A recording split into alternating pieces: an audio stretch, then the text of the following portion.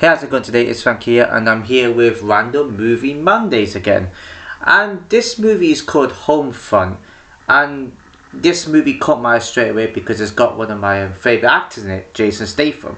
And I got to thank my dad for this one because he introduced me to him. I should have probably mentioned this in the first movie review of a movie he acted in. I should have actually mentioned that part, but that's why, I like Jason Statham because my dad got me into him. At first, I wasn't sure, but then when I started watching his movies, I was like, this is just mesmerizing. The action, his attitude, and the characters that he plays is just phenomenal. It suits him playing those roles. And this movie right here, now, this is a good movie, I would say. I wouldn't say it's probably the perfect, best ever movie I've seen. It could have had more to it. But I'm going to try and remember as much of the movie as possible. I'm going to try and break down the different characters and stuff like that. See if I can remember them properly. And if not, you can correct me on them anyway. So yeah, it starts off well with these like biker gangs going to this lab. And I didn't know it's Jason Statham's character, Broker. I didn't recognize him because he had like a beard and so much hair. I didn't recognize him at all. I thought he looked like Keanu Reeves for a second. And yeah, so it starts off with that, and the police come in, and he's like undercover agent basically, and they'll help Exus, and then Broker starts chasing after Jojo, who is like what's that? Is it David? I forgot no, he's basically the son of somebody, right? And the guy's in prison, so the dad is basically in prison. You see a few scenes of that anyway. And then it sort of cuts to him just like, with his like daughter Maddie, and it shows a scene of Maddie in school, and she's kind of like getting bullied by this like dude. I've forgotten his name. I should have got note the names properly, to be honest. And then this the guy that was bullying her, apparently like his parents they kind of know the bikers and have close relation to the bikers, and that's why they have an issue with obviously Broker. And yeah, they start finding out information about him. And there's a scene where I think Jimmy breaks into Broker's house and starts seeing some files of him and takes the cat. Don't really know why. Maybe it's I think due to the fact there's a setup that goes on, and I'll go into that soon. And they also know other people that are part of the biker gang, like Cyrus, and then you got like the David character. I think he's behind bars. I think that's what it is. And you also have like Shell that's involved. You also have Cassie, and then Gator as well, who you see in like a scene with like kids that are just, I don't know, like teenagers making some drugs or whatever it is, and Gator didn't approve of that. And yeah, and there's an odd. I expected more fighting. I know I'm like high maintenance when it comes to movies. I have high expectations for movies, but there wasn't enough action in this movie for me to make it a perfect movie, right? I think it only got good towards the end. There's the odd fight scene, yeah, but it usually got good towards the end, I should say. Like, I'll go into that soon. Like, there was a fight scene where Broker sort of like interacts with these guys at the petrol station, as Americans want to call it, gas station, and they sort of say, this guy sort of comes up to him and says, I didn't get this dude's name. He's one of the workers for, I think like Cassie and Jimmy. One of the workers, I think they're the workers for them anyway. You could say that. And Broker's using it. And the guy wants it to be done with the hose, right? Whatever you want to call it, nozzle. Putting the, you know what I mean, and you know what I'm talking about. He said, oh, you're done now. And Broker says, I'm not done. Says, yes, you are now. And after he has a fight with them, this is a crazy fight scene too. I like these sort of fight scenes. I know it's rehearsed. I know it's acted. Right? But you still need strength, and you still need to look muscly and physical. Because you need enough weight you need enough strength to actually do these scenes properly so it looks realistic. If I started going in there and I started, trying to slam someone's head and a car boot off through the window, I'm not even going to be strong enough to do that. I know they also play a part in it too. Like when you're doing a fight scene, the person you're fighting would also have to help out with doing that. But it wouldn't suit me as a type of character. So there still has to be a bit of realism to it. And I do think they missed a trick with this. Right? After Broker fights these dudes, right? He should have said, "Oh, I am done now." Sort of similar line to that would have been an incredible line to use. I'm really quite surprised. I expected them to say it. I'm surprised they didn't include that line in the script, because that could have been perfect.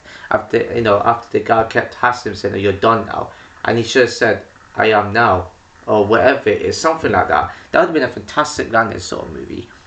And then he comes across a sheriff the odd times as well, which helps him out towards the end. I thought the sheriff was kind of a bit corrupt on the biker side. It wasn't the case. And then you sort of like, he has this friend called Tebow, who's basically like, I thought he was just some sort of like random person helping him out, but I think he's probably an agent. I think he's probably like some sort of officer, whatever it is, right? Because there's like, he did have a fight scene towards the end where he fought one of the dudes. He eventually got shot, but he tried to protect Book and tried to, and his daughter too, and sort of warned them that there's something going down. So that was kind of good of him. He sacrificed himself there. That's respectable, and he helped him. So I could tell why he was, to be fair.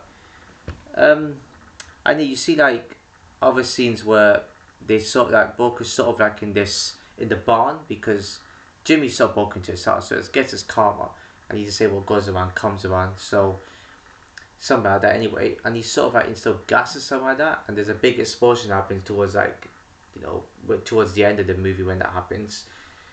And yeah, so he has an altercation. He sort of like gets put in like a chair and strapped up, and they're sort of taunting him and torture and stuff like that. But this is the thing though, when I like how cocky these dudes get, because they're getting cocky and they don't realize he's ex-military. If I was dealing with an ex-military, I'm gonna run away. These people are professionals at fighting. These people have been trained to do it. These people are trained to do all sorts of stuff. Like how to, what do you call when they do the weapons type of thing? Like assemble. That's it. And they know how to make the grenades. They know how to make anything out of anything really. And the fact that these are laughing because there's more of them is kind of funny to see.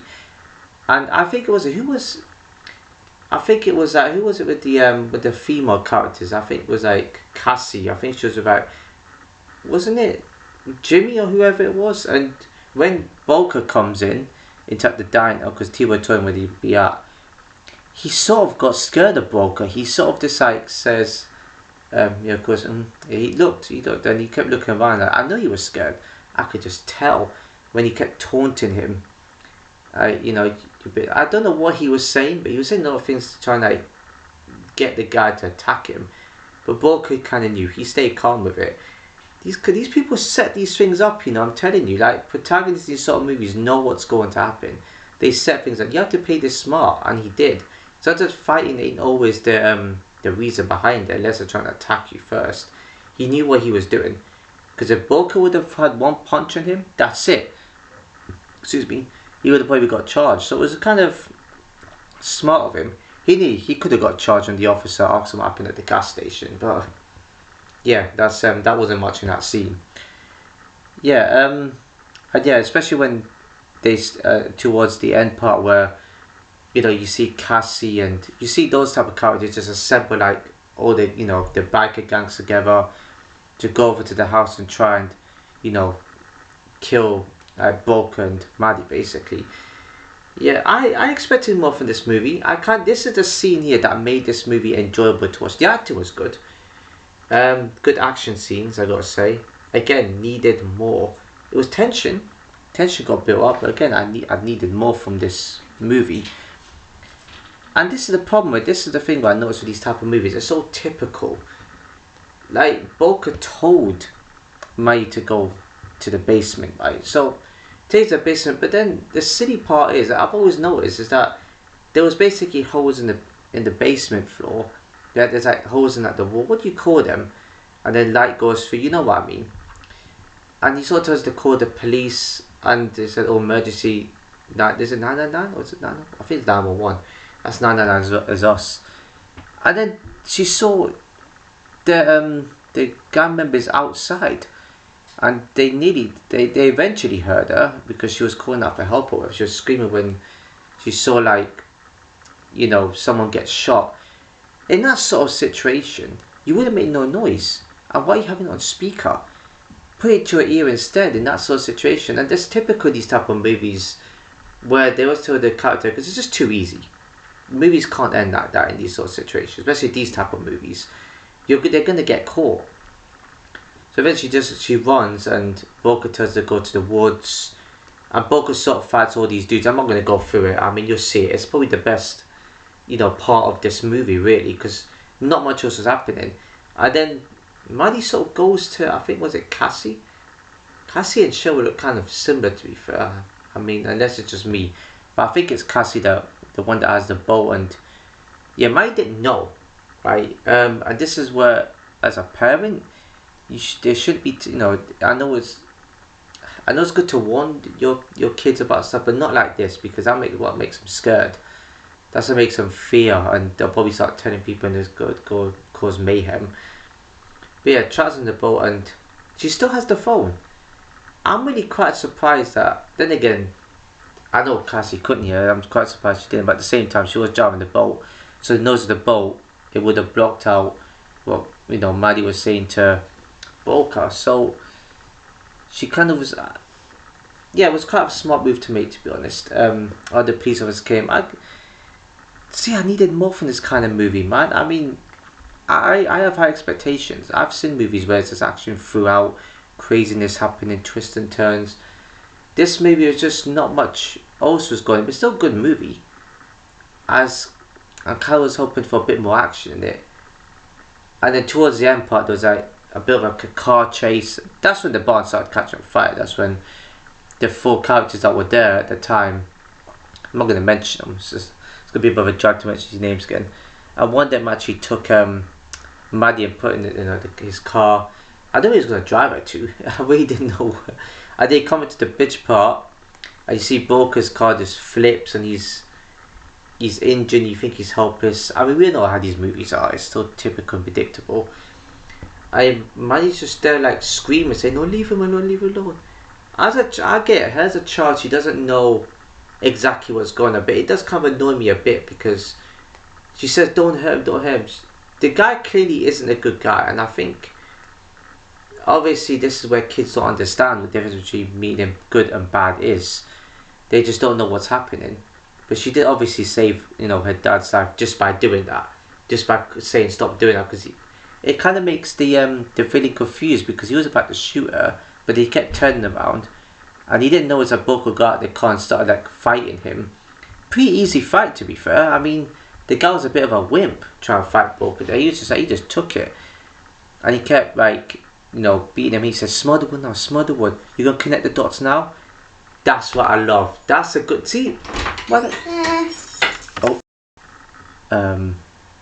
yeah, sorry about that. That was just my mum talking there. I mean, they know I'm talking, so that's Damn, I must really let people know when I'm making my videos. See, that's what happens. Disturbances. Such a shame, man. Even when I'm with the phone too, they sort of come and they don't realise. That's what makes it awkward. But it's fine. I mean, I paused it, but I thought she was going to continue talking. You've heard part of her voice, so I think her voice might have appeared. I think my mum's voice might have appeared in one of my 2 of my videos anyway. But anyways, then let me continue what I was talking about. Yeah, so you sort of like fights, and this is what I'm talking about. They should have the petrol station scene after he did the fight, and when the guy was saying, "Are you done with that?" After the fight, he should have said, "I am now." That would have been perfect. They missed a trick with that. And to mention, I think one of the writers, or was it one of the directors, is Sylvester Stallone. I've got to double check that. I didn't realise he made. I mean, to be fair, most actors write movies now, but I didn't realise he wrote a movie like this. No wonder it was actually quite a good movie. You missed a trick there, man. Whoever was a proper script like this, you missed it, because that could have been a good line to use. And I mean, that worked in this sort of scene towards the end. So I had to pause again because I thought the door was opening. Oh dear. This video got messy towards the end. See, it made me lose track of what I was trying to say. Oh, that's what I was saying. Yeah, I mean, this was towards the end, and when he was about to shoot him, Maddie sort of says, she kind of looks, and I don't think she wanted him to do it. She didn't want her dad to kill him, and that's a good thing. It would have been evil for her to think that. And yeah, and Broker just said, "Oh, he saved your life." Well, she saved your life. That was kind of good actually, to be honest. That was kind of nice. I like the line when he said she saved your life. I mean, technically she did. That was their intention, but she didn't want to see anything like that. I think the dude was already dead anyway, because he did beat him to death, because he wasn't moving after that, so he technically still killed him, just not in a horrific way. I mean, just in a physical way. But it's instinct though. Like, it's one thing I learned from this movie is that self-defense is important, especially when Maddie sort of beat the bully up, and she got in trouble for it, and then the parents sort of like blamed, her for calling her names. I'm thinking there's nothing wrong with self-defense.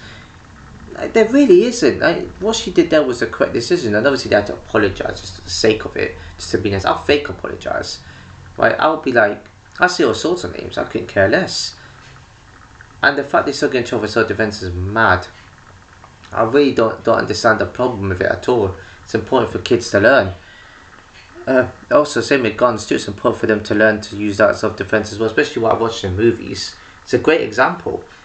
Instead, it still is a problem, so I don't understand it. But yeah, that was it for the movie, I guess. The video should have been short. I was gonna probably make it a few minutes shorter, but explaining movies like this is it's tough, because there's a few that happens, especially the characters, and having to mention some stuff in order, some scenes. Yeah, it takes some explaining. Yeah. No, I mean, it's the first time I had to pause a video twice. So that's a lesson. Like, it's a good job that I did at the time. I didn't want to look like that and waste a bit of time. But yeah, thank God for the laptop. Right? If it was the iPad, I wouldn't be able to pause it. So yeah, there should be a pause option on there. I about forget the rating for this movie then. I did forget to mention one. Actually, there was one good scene at the end I was about to forget to mention. And this is actually a funny scene. I like it, where it's in a prison and you see that this gang member that comes up. I think it's David. I can't remember. I think it's the dad of Jojo. So he's been put behind bars, and he calls. He says, and Boca sort of says, "Oh, hey there, see you on the outside," something like that. I think he said, "Hey David, see you on the outside." I don't know. I think that's his name anyway. But that's what I like. And he starts smiling because he knows him. He remembers him very well, and he was like, "See you on the outside." He's taunting him. Now the dude's scared, because he knows that all his dudes are being killed. So I like that scene towards the end of it there. Now we can get onto the ratings. I was going to give this a 7, but it's not just decent. I would give it a rating higher. I'm going to give it an 8. That's the only number I had in my head that sounds about right. 9 or 10, I don't think so. I don't think it deserves. I think it's between decent and between 9. So I feel like an 8 is about right. I think if it had a lot more action to it, I would have given it higher. I just think there wasn't much happening. There was a bit of tension, yeah, but it just felt short. Maybe because I'm used to action movies where there's like different scenes and there are different settings. And the fact it's called Homefront, I should realize it's going to be taking place. It was mostly going to be like the main character's home. So I should have realized. I realized these things late anyway. But yeah, 8 out of 10 is. If you enjoyed the video, please give a like, comment, share, subscribe, hit the bell notification below. So see you in my next video.